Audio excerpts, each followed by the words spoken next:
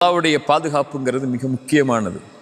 அதான் எனக்கும் உங்களுக்கும் நான் சொல்றது. அல்லாஹ்வுடைய பாதுகாப்பை கேட்டுக்கிட்டே இருக்கணும். அல்லாஹ்ட்ட யா அல்லாஹ் என்னை பாதுகாத்துரு. ரசூலுல்லாஹி ஸல்லல்லாஹு அலைஹி வஸல்லம் ஃபாத்திமா அவங்களுக்கு சொன்ன துஆ தான். மறுபடியும் சொல்றேன், யா அல்லாஹ் என்னை விட்டுறாத, என்னுடைய இடத்துல என்னை விட்டுட்டு போயிடாத யா அல்லாஹ், என் கண் சிமிட்டுற நேரத்தில் கூட என்னை விட்டுறாத, என் கூடவே இரு அப்படின்னு அல்லாஹ் இடத்துல கேட்டுக்கிட்டே இருக்கணும்.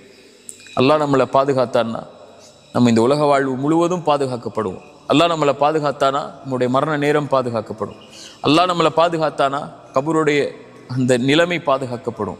அல்லாஹ் நம்மளை பாதுகாத்தானா மஹ்ஷர்ல எழுப்பப்படும் போது பாதுகாக்கப்படுவோம். அல்லாஹ் நம்மளை பாதுகாத்தானா அல்லாஹ் அரிசியுடைய நிழல்ல நம்மளை பாதுகாப்பான். அல்லாஹ் நம்மளை பாதுகாத்தானா மறுமையுடைய விசாரணையில் அல்லாஹ் பாதுகாப்பான். அல்லாஹ் நம்மளை பாதுகாத்தானா சிராத்துடைய பாலத்தில் அல்லாஹ் பாதுகாப்பான். அல்லாஹ் நம்மளை பாதுகாத்தானா சொர்க்கம் வரைக்கும் அல்லாஹ் நம்மளை பாதுகாத்து கொண்டு போயிடுவான். இதான் உன் இடம்னு சொல்லி அல்லாஹ் நம்மளை பாதுகாக்காமல் விட்டான்னா உலகமே